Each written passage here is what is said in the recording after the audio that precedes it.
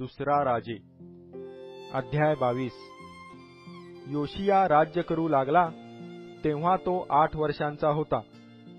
त्याने यरुशलेमेत 31 वर्षे राज्य केले. त्याच्या आईचे नाव यदिदा, ती बसकत येथला अदाया याची कन्या. परमेश्वराच्या दृष्टीने जे बरे ते त्याने केले, ज्या मार्गाने त्याचा पूर्वज दावीद चालला त्यानेच तोही चालला, उजवी डावीकडे वळला नाही. आपल्या कारकिर्दीच्या 18व्या वर्षी योशिया राजाने आपला चिटणीस शाफान बिन असल्या बिन मशुल्लाम यास परमेश्वराच्या मंदिरी पाठविले.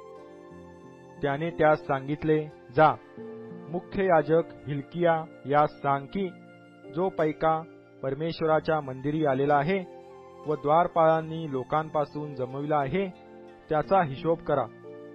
मग तो परमेश्वराच्या मंदिराची देखरेख करणाऱ्या कामदारास द्या. त्यांनी तो पैका घेऊन मंदिराची मोडतोड झाली असेल ती दुरुस्त करण्यासाठी कारागिरास द्यावा. सुतार, बांधकाम करणारे व गवंडी यास तो द्यावा. तसेच मंदिराची दुरुस्ती करण्यासाठी इमारती लाकूड व घडीव चिरे विकत घ्यावे. ज्यांच्या हाती तो पैका दिला होता त्यांच्याकडे कोणी हिशोब मागितला नाही, कारण ते आपले काम सचोटीने करीत. मुख्य याजक हिल्किया याने शाफान चिटणीस यास सांगितले की परमेश्वराच्या मंदिरात मला नियमशास्त्राचा ग्रंथ सापडला आहे. हिल्कियाने तो ग्रंथ शाफानास दिला व त्याने तो वाचिला. शाफान चिटणीसाने राजाकडे परत येऊन त्यास असे कळविले की आपल्या सेवकास मंदिरात जो पैका मिळाला तो सर्व त्यांनी थैल्यात भरून परमेश्वराच्या मंदिराची देखरेख करणाऱ्या कामदारांच्या हवाली केला आहे. शाफान चिटणीसाने राजास आणखी असे सांगितले की हिल्किया याजकाने मला एक ग्रंथ दिला आहे. शाफानाने तो राजास वाचून दाखविला.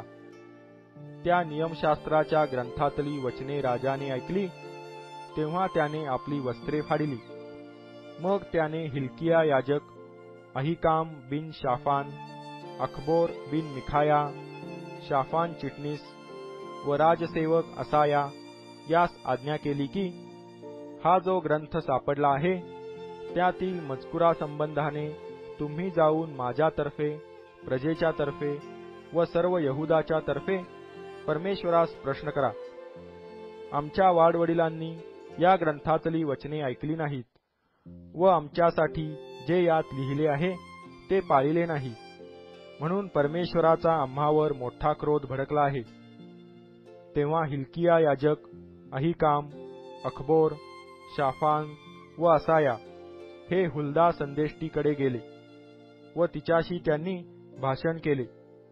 ती शल्लूम बिन तिकवा बिन हरहस नावाचा जामदार याची स्त्री असून ती यावेळी यरुशलेमेच्या दुसऱ्या पेठेत राहत होती.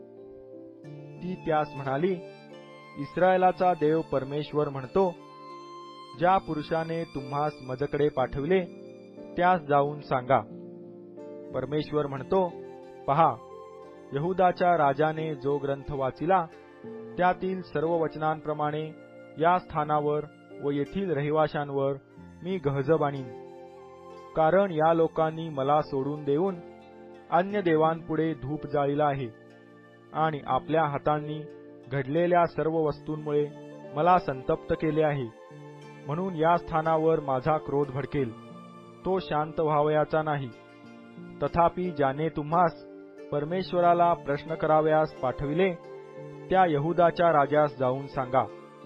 इस्रायलाचा देव परमेश्वर म्हणतो, तू ही वचने ऐकून दीन झालास आणि हे स्थान व यातील रहिवासीही विस्मयाला व शापाला विषय होतील असे जे मी बोललो आहे ते ऐकून परमेश्वरापुढे नम्र झालास. तू आपली वस्त्रे फाडिली व माझ्यासमोर रडलास. यामुळे मी तुझी विनंती ऐकली आहे असे परमेश्वर म्हणतो. तर पहा, मी असे करीन की तुला तुझ्या पितरांशी मिळवीन, तुला तुझ्या कबरेत सुरक्षितपणे पोचवितील. जो गहजब मी या स्थलावर आणणार आहे तो तू आपल्या डोळ्यांनी पाहणार नाहीस. त्यांनी परत येऊन राजाला हे कळविले